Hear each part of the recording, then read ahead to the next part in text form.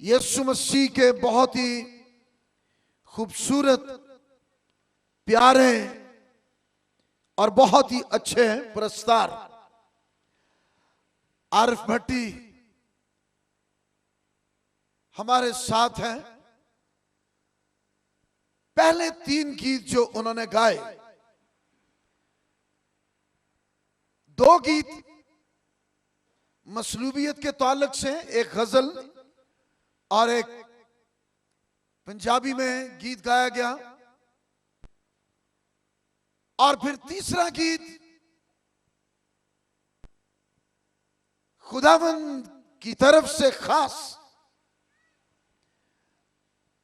मसलूबियत के बाद आवाज है उन सब के लिए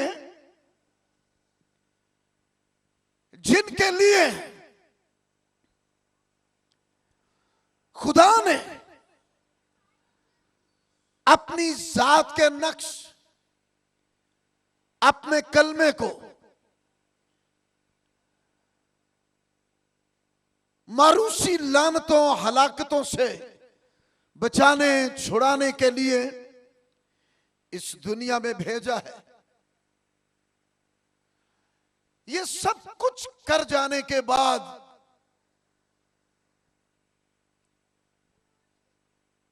आवाज ये है कि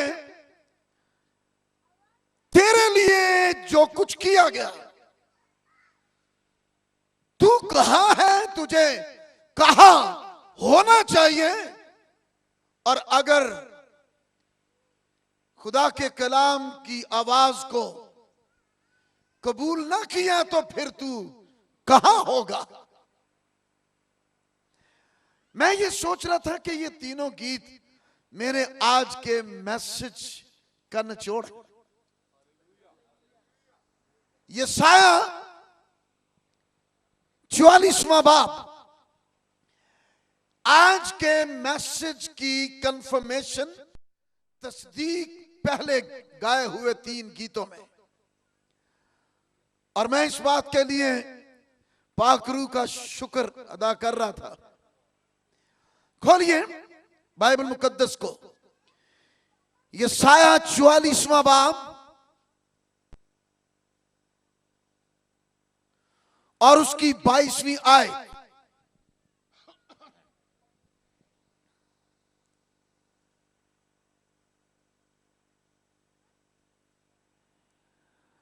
मैंने तेरी खताओं को घटा की मानिंद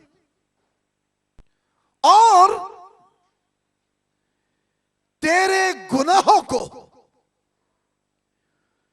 बादल की मानिंद मिटा डाला। जो काम खुदा का था,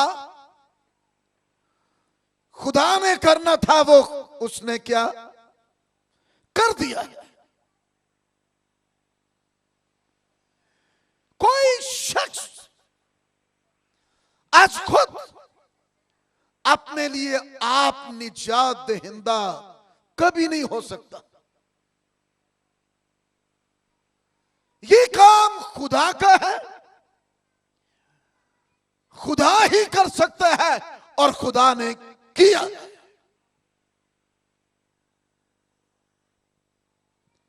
जब ये सब कुछ कर दिया तो उसके बाद अगली बात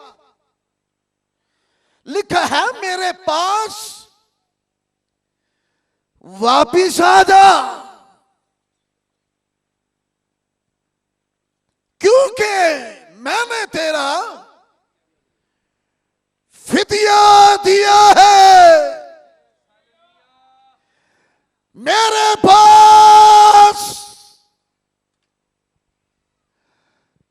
वापिस आ जा,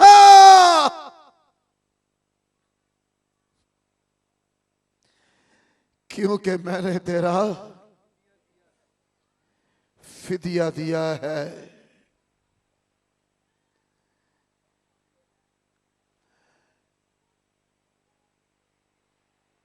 ये कोई तकरीर नहीं है, कोई वाज नहीं है, बल्कि ऐसी मुनादी का अंदाज है जिसके अंदर वो जो हकदार है, हक बजानिब है, और आप में से हर एक एक की रूह, बदन, जान आपकी जिंदगी के साथ जिसका ताल्लुक है, वो उस हक और उस ताल्लुक के साथ बोल रहा है। इस दुनिया में, हमारे कर्ब ज्वार में, मीडियाज में, हर तरह से बहुत कुछ कहा जाता है, कहा जा रहा है, लेकिन ऐसा मुनादी का अंदाज सिर्फ और सिर्फ बाइबल मुकद्दस के खुदा का है, और उसी ने अपना ये दर्द और अपने जज्बात, अपनी फीलिंग्स अपने नबियों के अंदर, अपने खादमों के अंदर, अपने चुने हुओं और भेजे हुओं के अंदर रूहुल कुद्स के वसीला से उंडेल दिए हैं, जो हमेशा खुदा की तरफ से बोलते हैं, और इस हक के साथ, इस ताल्लुक के साथ मेरे पास वापस आ जाओ, क्योंकि मैंने तेरा फिदिया दिया है।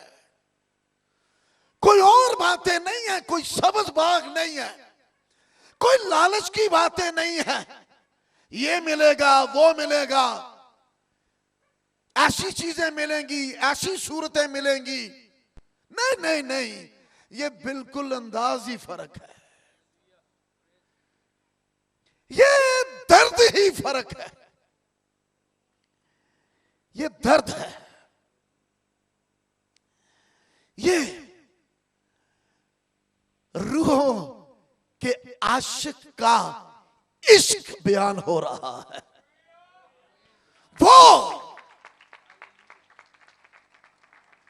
वो जो रूहों का आशिक है,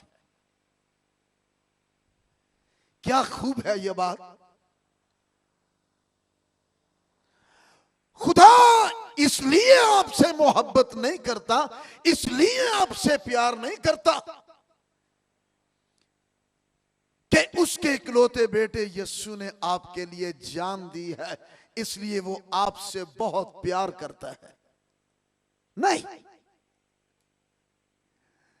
हकीकत ये है कि खुदा के बेटे यीशु मसीह ने जान इसलिए सारी दुनिया के लिए दी है क्योंकि खुदा सारी दुनिया से प्यार करता, मोहब्बत करता और उनकी रूहों को बचाना चाहता है।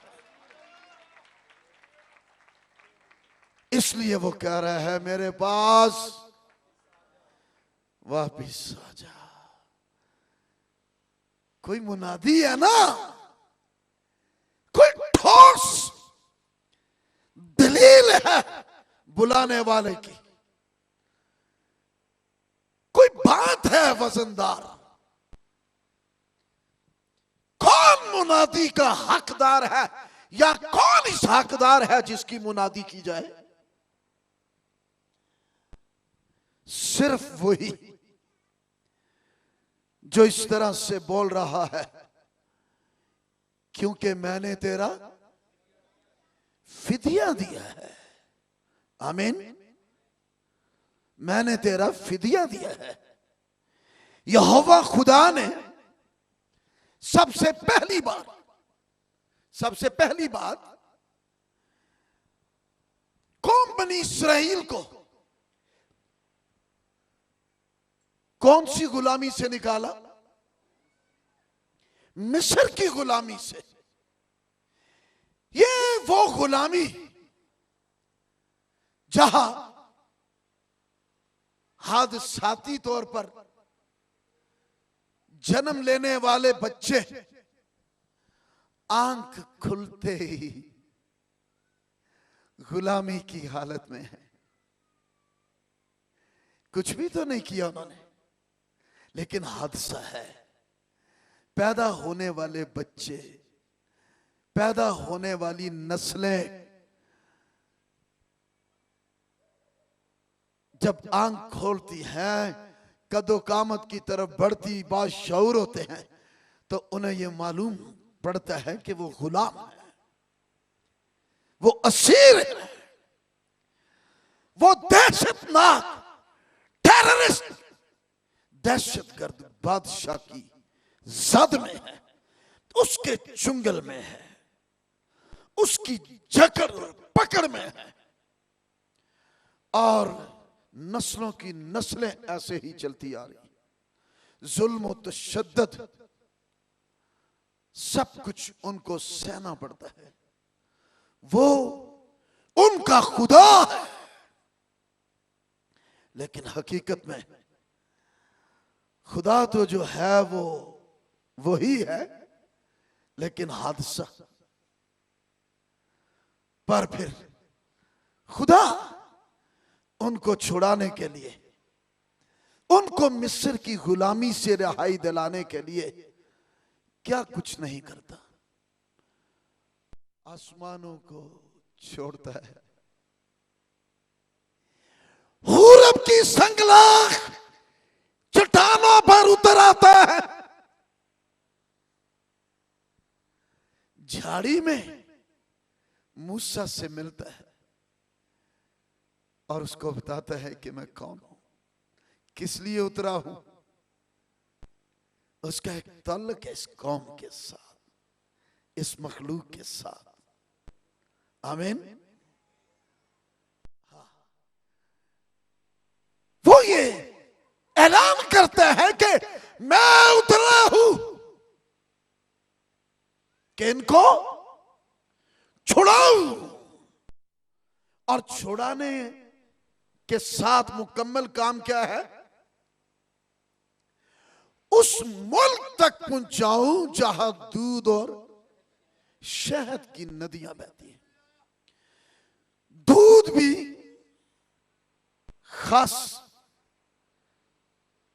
अहमियत का हामिल है और शहद भी। दोनों चीजें छुड़ाए हुओं के लिए। और जब हम कलाम मुकद्दस की स्टडी करें तो कलाम को दूध भी कहा है और कलामी को शहद भी कहा है। छुड़ाए हुओं के लिए रूहानी परवरिश और पालना, खालिस रूहानी दूध और शहद। दूध आपके स्ट्रक्चर बॉडी को मजबूत करता है और शहद आपको सेहत देता है और आपको तरोताजा करता है। सो जिनको वो छुड़ाता है उनकी पालना और परवरिश करने का जुम्मा लेता है। वो यहोवा एल शदाई, जिसका मतलब है परवरिश करने वाला, पालने वाला खुदा, वो जुम्मा लेता है।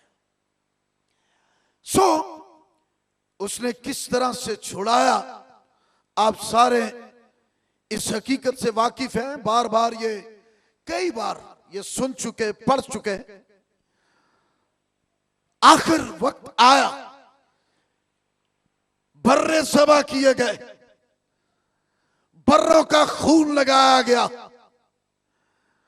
जहां जहां बर्रे का खून है वो सब महफूज है, बाकी सब मौत के अंदर चले गए। खुदा ने कौम बनी इसराइल को छुड़ाया। लेकिन फिर दूसरा हादसा यही कौम बनी इसराइल फिर कलाम की नाफरमानी के बायस कलाम के खादमों को रद्द करने के बायस और निकम्मे तबीबों के बायस दोबारा से फिर ये गुलामी की हालत में, असीरी की हालत में चले गए। एक तो हालत वो थी जो हादसाती पैदाइशी जनरेशन कर्ज के साथ, लेकिन अब जो हुआ वो छुड़ाई हुई हालत के बाद फिर कलाम की नाफरमानी, हट धर्मी, सरकशी। मैं ये समझता हूं 36 साल खिदमत में हो गए खुदावंद के फजल के साथ और उसकी शफकत की कसरत के साथ गुमराही की, बैकस्लिप होने की, बरगश्तगी की कभी कोई वजह नहीं अगर हम खुदा के कलाम को रद्द ना करें। तो वही लोग गुमराह होते हैं, बरगश्ता होते हैं जो हुक्म अदूल होते हैं, कलाम के नाफरमान होते हैं, वगरना कभी भी वजह ही कोई नहीं। लोग कहते हैं यीशु मसीह ना चलना बड़ा मुश्किल है, ते मैं फिर उन्होंने पूछना शैतान ना चलना की ख्याल है? बहुत खतरनाक थे। जिस तरफ आप चल रहे हैं ये तो जहन्नम की तरफ जाने वाला रास्ता और अबदी हलाकत की तरफ जा रहे हैं। और जो जिंदगी देने वाला और जिंदा करने वाला, शिफा देने वाला, निजात देने वाला, बहाल करने वाला, उसके साथ कहते हैं ओखा। उसकी वजह क्या है? कलाम की फर्मा बरदारी ना होना। और शैतान ने खुली इजाजत दी हुई है जो मर्जी करी हो, लेकिन एंडिंग फिर है ही है जो उसकी है वही उनकी है। यीशु मसीह आपके लिए जिंदगी है, बरकत है, सलामती है, शिफा है, निजात है, बहाली है, फतह है। आमीन। सो हुआ ये कि फिर यही कौम दोबारा असीरी में चले गए, लेकिन अब ये कलाम की नाफरमानी के बायस। क्यों? खानदानों में, घरानों में नापाक तासीरों का, लानतों का, जहालतों का कब्जा है। कलाम की नाफरमानी, कलाम से दूरी। घरों में ढेरों बाइबलें पड़ी हुई हैं, लेकिन फरमाबरदारी नहीं है, ताबेदारी नहीं है। बाइबल मुकद्दस सारी की सारी खुदा की तरफ से आसमानी खसूसी गिफ्ट है हमारे लिए, हमारी ही मदद के लिए, हमारी रहनुमाई के लिए, हमारी ही भलाई के लिए। खुदा का कलाम। सो ये लोग फिर कौन सी सीरी में चले गए? किसी को मालूम हो? बाबल की असीरी में। किस सीरी में चले गए? इसलिए कि ऐसा नहीं है कि बाबल का बादशाह बड़ा जोरावर है। खुदा से जोरावर कोई हो सकता है? हा? ओ जी फलां के पास जिन है, फलां के पास बहुत बड़ी कोई चीज है। क्या पता क्या चीज है? जो भी है वो शैतान ही है। मैं ये पूछता हूं खुदा से बढ़कर कोई है? यीशु से बढ़कर कोई है? फलां के पास बड़ी रूहें हैं, रूहों की स्टडी है। हुरमस का रूह है, अनाहतिया का रूह है, और मित्रा रूहे मित्रा है, रूहे हुरमस है, रूहे अनाहतिया है, और रूहे उत्तर है, रूहे हरमन है। ए सारियां बदरूआं दे नाल लेंदे जी। ललता है, कलता है, शकुंतला है, काली माता है। कौन है? जो यहूदा के कबीले के बब्बर यीशु से जोरावर और यीशु से बढ़कर हो।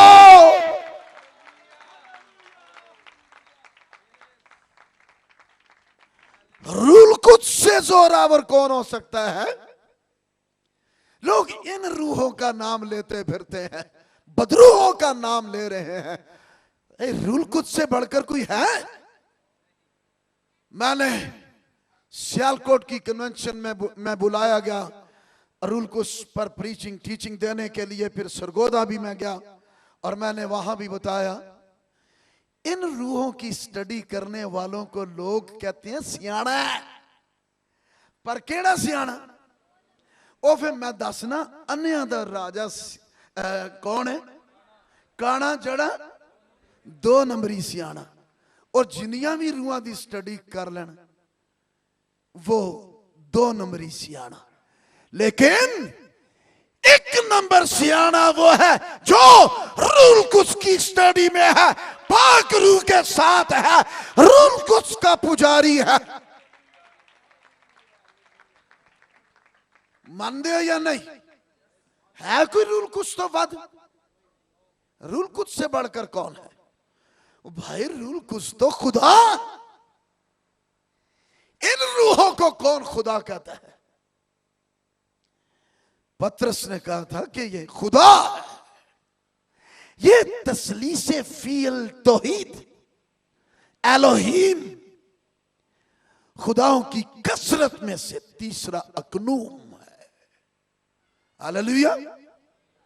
रूल कुछ। सो फिर किस तरह से असीरी, किस तरह से इब्लीस गालिब आ सकता है? वही लोग जो रूहुल कुद्स के कलाम से, रूहुल कुद्स की हदायत से, रूहुल कुद्स की रहनुमाई से हट गए, बैकस्लिप्ट हो गए।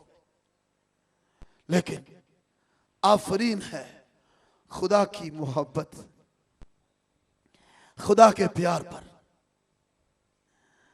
बुलाने वाला किस हक से बुला रहा है? कोई वाज नहीं है, कोई तकरीरें नहीं है।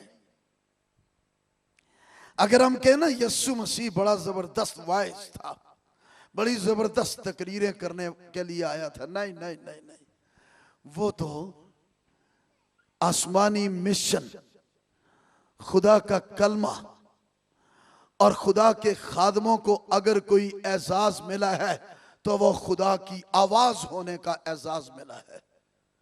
यूहन्ना ने ये कहा था, मैं कौन हूं? हाँ, यूहन्ना ने ये नहीं कहा कि मैं बड़ा सीनियर वाइजीन में से एक वाइजीन हूं या बड़ा माहिर तकरीर करने वाला। नहीं नहीं नहीं नहीं, उसने तो अपनी हैसियत ही कोई नहीं कोई बताई। वो कहता है मैं बियाबान में पुकारने वाले की आवाज हूं, और आवाज ये है वापिस आ, क्योंकि मैंने तेरा फिदिया दिया है, मैंने तेरा फिदिया दिया है। ये आवाजें वो दे रहा है, और हकीकत में आवाजें देने का हक भी इसी का है। हक किसका है? जिसने फिदिया दिया है, उसका क्या हक है? वो आवाजें दे जो फिदिया देने की बजाय फिदिया ले और और भेड़ों की जान, पुराने अहदनामा में जितने चरवाहे थे अपने लिए भेड़ों की जानें कुर्बान किया करते थे, लेकिन नए अहदनामा का चरवाहा, अच्छा चरवाहा जो ऐलान करता है कि मैं वो अच्छा चरवाहा हूं जो अपनी भेड़ों के लिए जान देता हूं, और उसने जान दी।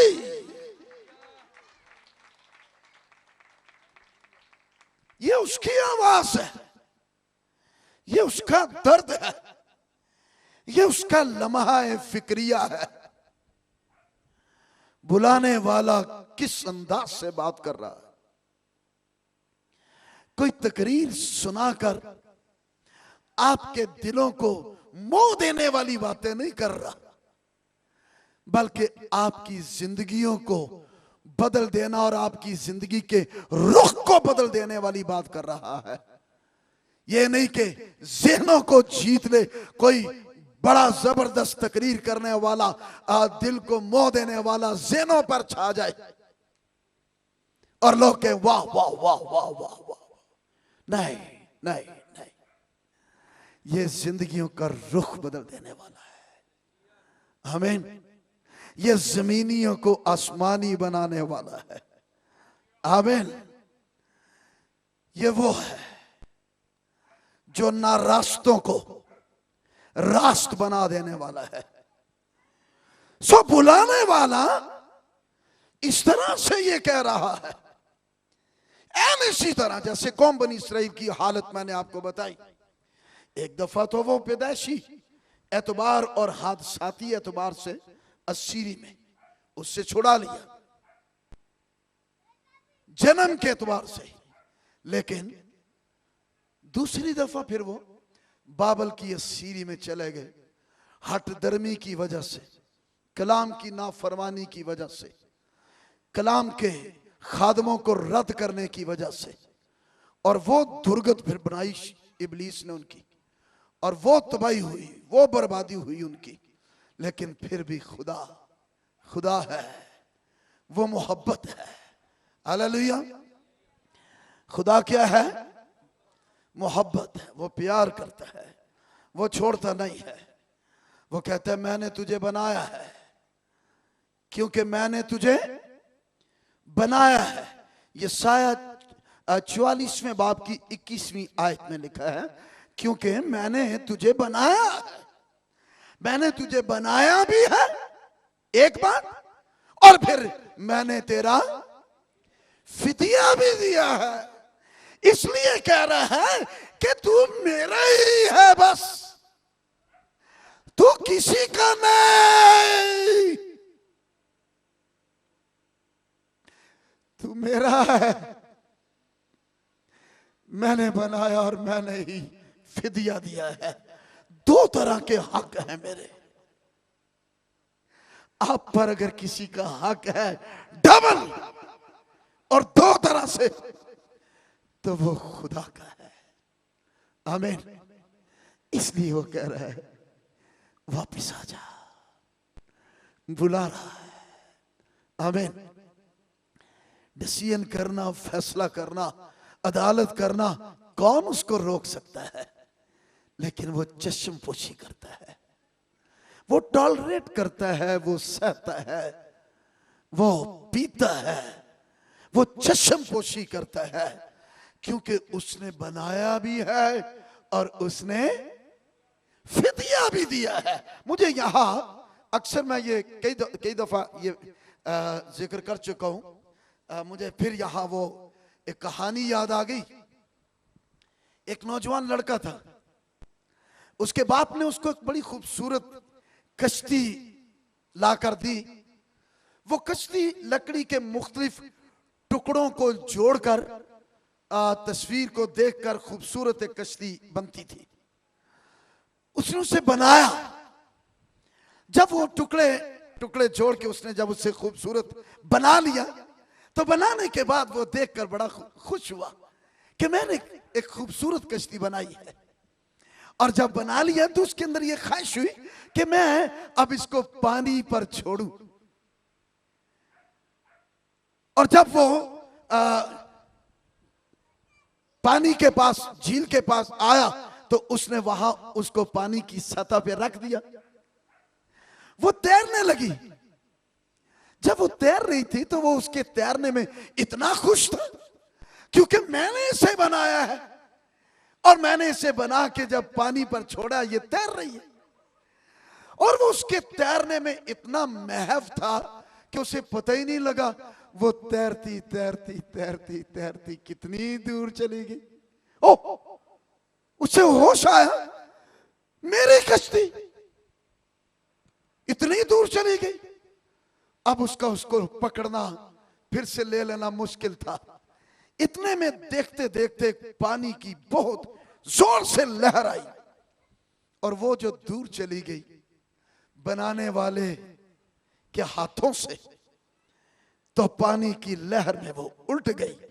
फिर नहीं नजर आई वो किधर गई किधर नहीं। बड़ी खूबसूरत थी, उसके अंदर क्वालिटी थी तैरने की, लेकिन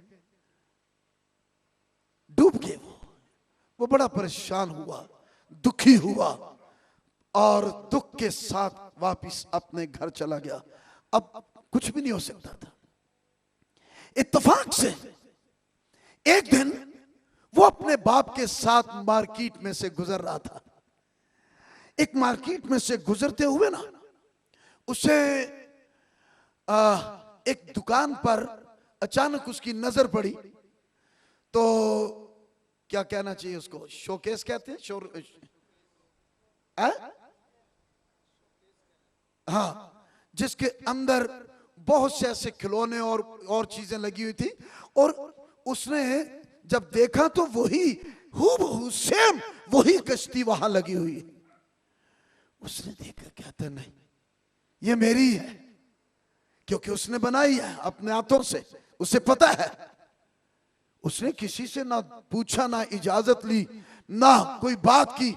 उसने दरवाजा खोला, सीधे अंदर चला गया और जाकर झट से उसने उस कश्ती को उठा लिया और कहने लगा, मेरी प्यारी कश्ती, तू कहा, मैंने तुझे बनाया और तुझे पानी पर छोड़ा, तू खो गई और तू यहां है। शुक्र है मुझे फिर से वापस मिल गई। वो अपनी कश्ती से इस तरह से बातें करता जा रहा है, बातें करते जा रहा है। इतने में उस शॉप का जो मालिक था वो उसके पास आया। उसने उसके कंधे पर हाथ रखा, कहता हेलो। उसने पीछे मुड़कर देखा, जी कौन है आप? जी ये मेरी कश्ती है, ये खो गई थी मुझसे, मुझे मिल गई है। बहुत शुक्रिया, आपने यहां इसको संभाल के रखा था, बहुत शुक्रिया। वो लेकर निकलने लगा। कहता ठहरो मिस्टर, किधर जा रहे हो? जी मैं घर जा रहा हूं, मेरी कश्ती मुझे मिल गई। कहता सॉरी, ये अब बिक चुकी हुई है, इसकी कीमत लग चुकी हुई है। आपको अगर ये लेनी है तो आपको कीमत अदा करनी पड़ेगी। वो कहते हैं नहीं, ये मेरी है, ये मैं क्यों कीमत दूं, ये मेरी है, ये मैंने बनाई है। नहीं, कहता हो ऐ प्यारी कश्ती, तू मेरी है ना, मैंने तुझे बनाया, अपने हाथों से बनाया और तुझे बनाकर मैंने पानी पर छोड़ा था ना। तू खो गई थी, तू मुझे मिल गई है, पर मुझे नहीं पता तू मंडियों में बिक गई है, तेरी कीमत लग गई है। लेकिन नहीं, मैं नहीं इसको छोड़ूंगा, ये मेरी है। उसने कहा ओके ओके ओके ओके, नहीं रोए रोए नहीं, ये आप ही की है, लेकिन इसकी कीमत अदा कर दो भाई, ले जाओ। इतने में उसका बाप आया। उसने पूछा माजरा क्या है? उसने बताया जी ऐसी ऐसी बात है। उसने कीमत निकाली, कितने की है? उसने उसकी कीमत दी और वो लेकर बाहर आ गया। अब लड़का उसको देख के कहता है, प्यारी कश्ती, अब तू दो तरह से मेरी है। एक दफा मैंने तुझे बुलाया, दूसरी दफा मैंने तेरी कीमत अदा की है। तू मेरी है। आज अगर इस पूरी दुनिया में मुनादी का हकदार है, जिसकी मुनादी की जाए, तो वही है जिसके बनाए हुए हो और जिसने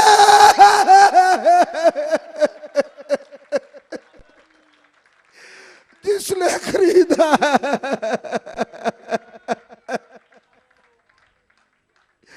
जिसने कीमत अदा की है। क्यों? क्योंकि मैं फलां का हूं, मैं फलां का हूं, मैं फलां का। कहते हैं वापिस आ जा, वापिस आ, तू मेरा, मैंने तुझे बनाया और फिर मैंने तेरा फिदिया दिया। फिदिया देना, कीमत अदा करना है। फिदिया देना, कौन सी कीमत अदा करना है? शुरू में ना, फिदिया के लिए जो कीमत, जो फिदिया, बिब्लिकल फिदिया देना, कीमत देना, और वो कीमत है जान देना है। क्या देना है? जान देना है। शुरू में पहले इतना प्यार करता है, किसी गुनाहगार की जान नहीं लेता है। उनकी जानों की खातिर उसने जानवरों की कुर्बानियों को मुकर्रर किया है। कहता है ये मेरे हैं, इनकी जान नहीं ली जाए। इनकी जगह जानवर कायम किए, जानवर मुकर्रर किए गए। क्यों किए गए? दो बातें। एक, उसको प्यार है अपनी मखलूक से। दूसरा, वो आदल भी है ना, गुनाह की मजदूरी, लिहाजा मौत भी है। सो दोनों बातें हैं। इसमें लव भी है और इसमें अदल का तकाजा पूरा करना भी है, जानवर की कुर्बानी। लेकिन होते होते ये तो अबूरी निजाम के तहत था, मूसवी शरीयत के मुताबिक था। यही यसाया, ये दो रुख से बोलने वाला नबी है। एक कौम बनी इसराइल से बात कर रहा है, उनको किस तरह से खुदा ने बता रहा है मिस्र की गुलामी से छुड़ाया, बाबल की असीरी से छुड़ाया। और इसी तरह यही यसाया नबी अंजीली मुबशर है। अंजीली मुबशर होने के बायस ये खुदा के बेटे यीशु मसीह को पेश करने वाला है। आमीन। यीशु मसीह वो है जो रूहों की निजात के लिए अपनी जान देता है, उसका खून बहाया गया है। यसाया नबी वो नबियों में से बशीर नबी, बिशारत देने वाला नबी, और अंजीली मुबशर कहलाता है, जिसने यीशु मसीह की पैदाइश से लेकर यीशु मसीह की मसलूबियत, उसका जी उठना, दफन होना, सब कुछ ईद सऊद तक बयान किया है। आमीन। सो अगला रुख जो है यसाया नबी जो है पेश करता है, वो मसीह मसलूब को पेश करता है। आमीन। आज अगर जोरदार मुनादी इस दुनिया में है, जोरावर मुनादी अगर कोई है, तो वो यही है, क्योंकि मैंने तेरा फिदिया दिया है। वो ना डोने मांगता है, वो ना कड़ाइयां मांगता है, वो ना मोमबत्तियां मांगता है, ना अगरबत्तियां मांगता है, ना फूल पत्तियां मांगता है, ना चढ़ावे मांगता है। वो तो आप ऐलान कर रहे हैं, वापिस आ, मैंने बनाया और मैंने ही तेरा फिदिया दिया है, वापिस आ। और अगर ना सुना तो फिर तू कहां होगा? तू कहां होगा? नरसिंह की मानिंद आवाज पुंचाई जा रही है, तू कहां होगा? फिदिया यूनानी का लफ्ज लुटरो, जिसका मतलब है फिदिया देना, और फिर दूसरा लफ्ज लेत्रोन, जिसका मतलब है फिदिया जो दिया गया वो है क्या है? छुड़ाने की कीमत अदा करना, और वो छुड़ाने की कीमत है जान की कुर्बानी। क्योंकि शरीयत का तकाजा है बगैर खून बहाए। कितने अफसोस की बात होगी, कितने खुद सर ढीठ होंगे जो आपकी खातिर उसने क्या कुछ किया है, और आप फिर अपनी जगह पर हट दरम हैं। आप फिर अपने गुनाहों में और अपनी गलाजतों में, अपनी गंदगियों में, अपनी नापाकियों में लथपथ हैं। लेकिन फिर भी वो आवाजें दे रहा है, वापिस आजा, वापिस आजा, क्योंकि मैंने तेरा फिदिया दिया है। हालेलुया, मैंने तेरा फिदिया दिया है। उसने आपके लिए अपनी जान कुर्बान की है। फिदिया देने में खास 3 बातें। नंबर 1, तजस्सुम की सूरत में कीमत अदा की है उसने। फिदिया में तजस्सुम की सूरत में उसने कीमत अदा की, यानी हम तक पहुंचने के लिए, हम तक पहुंचने के लिए हमारी हालत में आ गया है। यह है फिदिया। क्या है ये? वापिस आ। मैं तुझ तक पहुंचने के लिए तेरी हालत में आया, गुनाह से वाकिफ भी नहीं था, गुनाह ठहरा, लानती नहीं था, लानती बना। कीमत अदा की है उसने तजस्सुम की सूरत में। यह फिदिये की पहली हालत, यह है इब्तदा, यानी हमारी हालत में वो आया है हम तक पहुंचने के लिए। दूसरी बात, फिदिया के लिए, उस काम को पूरा करने के लिए जिसके लिए वो आया, उसके लिए उसने अपनी जान दी है। आमीन। क्या दी है? जान दी है। आपकी कीमत किसी जानवर का खून नहीं है। जानवर के खून की क्या कीमत है? कभी कम कभी ऊपर। जानवर बिकता है, लेकिन मेरा यीशु ना बिकने वाला, ना फरोख्त होने वाला, बल्कि जिस खून से आप खरीदे गए हैं, आपको भी कोई खरीद नहीं सकता। आप उतने कीमती हैं जितना यीशु मसीह का लहू कीमती है। Hallelujah, hallelujah. तीसरी बात जो फिदिया में है, जो हमारा फिदिया देने वाला है, जिनको उसने खरीदा, अब उन पर मालिकाना हकूक और हक जो है वो उसी का है। ठीक बात है? ये नहीं बोल रहे आप, या समझ नहीं लगी?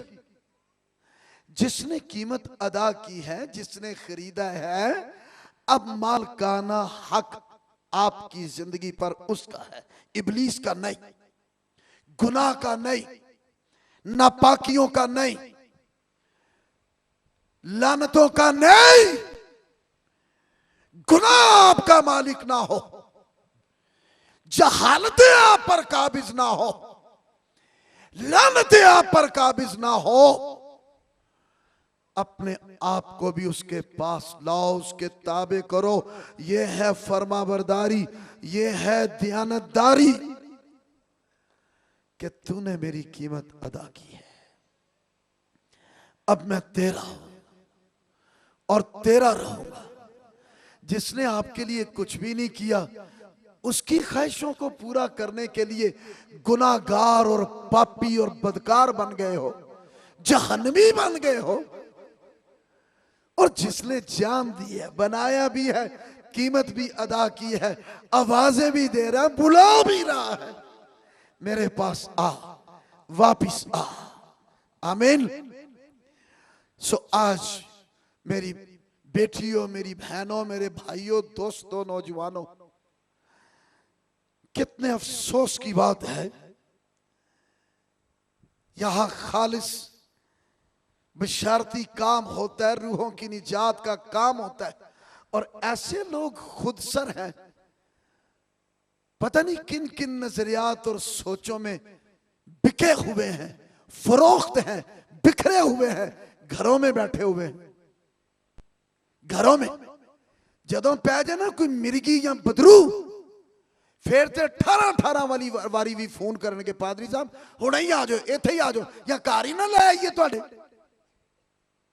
हर बुध के बुध यहां बशारती इबादत होती है। कहां है आपके खानदान, कहां है फैमिलीज आपकी, कहां है आपके बच्चे? वलीमिया थे, वलीमिया थे, निके निकिया भी नाल ला के, ब्याह शादियां, तेल मेहदियां, रात 2-2 3-3 बजे तक। लेकिन इबादत के लिए क्या, यही सारा महल है। इनमें तो कई बाहर से भी आए होंगे, बाकी किधर हैं, किसके हैं, क्यों बिखरे हुए हैं, क्या बिक गए हुए हैं? रसूल आजम पौलुस रसूल ने बड़े दर्द के साथ ये कहा था, क्या मसीह बट गया? नकम्मे तबीबों और गुमराह करने वालों ने जिंदगियों को बखेर कर रख दिया है, लेकिन जिसने तुम्हारा फिदिया दिया है और जिसके बनाए हुए हो, वो आवाजें दे रहा है, वो बुला रहा है, वो बुला रहा है। कोई बात नहीं, अगर एक भी तौबा कर लेना तो लखों का, करोड़ों फरिश्तों के सामने वो खुशियां मनाता है। बैठे रहना अपने घरां च, करनगे कदी याद सानू, फिर करांगे गल असी भी बह रहना। लेकिन यहां बुध के बुध खुदाम जार्ज को बरकत दे, खुदाम नौजवानों को बरकत दे, खुदावंद अपने खादमों को, मुबश्शिर परवेज सहोत्रा, मुबश्शिर यूना और ये मकामी मुबश्शिर यहां के जो घर घर दरवाजा खटखटाते हैं, घर घर जाकर बुलाते हैं कि आओ, उनके साथियों को खुदा बरकत दे, जो दर्द रखते हैं, बोझ रखते हैं, आंसू हैं, आओ उनके पास। किसके पास? यीशु के पास, जिसने फिदिया दिया है। लेकिन कितने अफसोस की बात है, कितने बटे हुए और बिखरे हुए लोग हैं, दूर है, दूर है। लेकिन नो प्रॉब्लम, खुदा खुदा क्वांटिटी नहीं देखता, खुदा क्वालिटी देखता है। खुदा क्या देखता है? क्वांटिटी की तरफ हम पड़े हुए हैं। असल में हम चाहते हैं ज्यादा से ज्यादा लोगों को यीशु के पास ले आए, असल में यह हमारी आग है, ओके। लेकिन खुदा तो ये क्वालिटी देखता है कि अगर एक शख्स भी, इतनी बड़ी भीड़ में एक शख्स भी सच्चे दिल से तौबा कर ले और उसके पास आ जाए, तो लाखों फरिश्तों के सामने वो खुशियां मनाता है।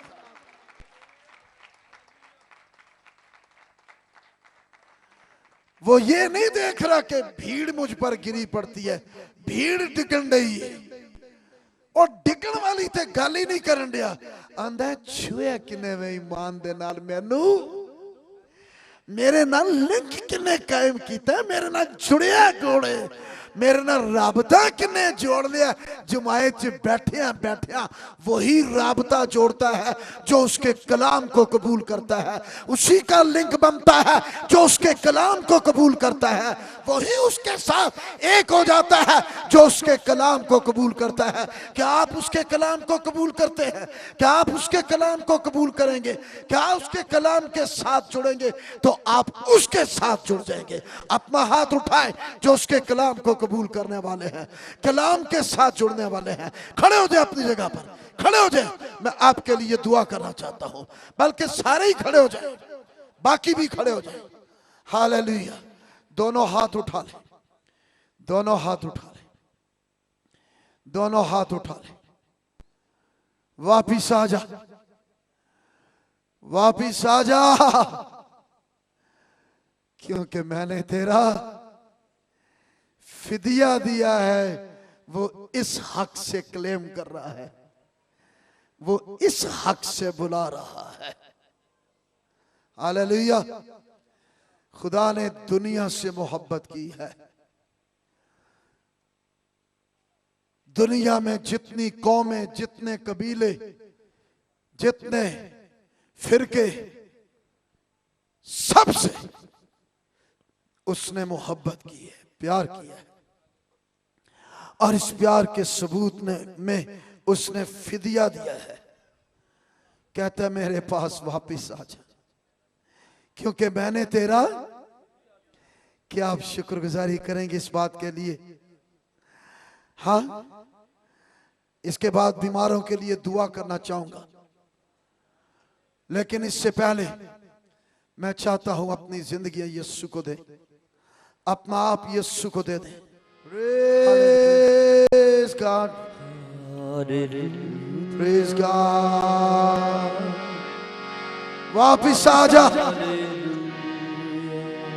मेरे पास, मेरे पास वापिस आ जा।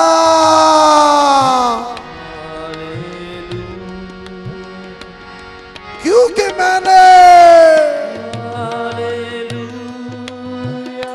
तेरा फिदिया दिया है।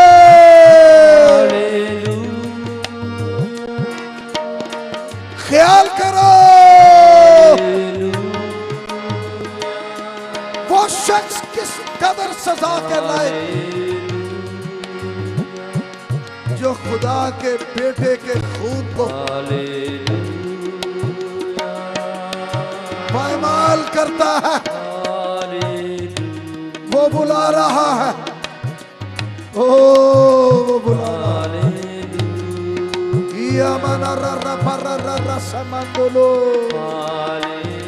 Praise God।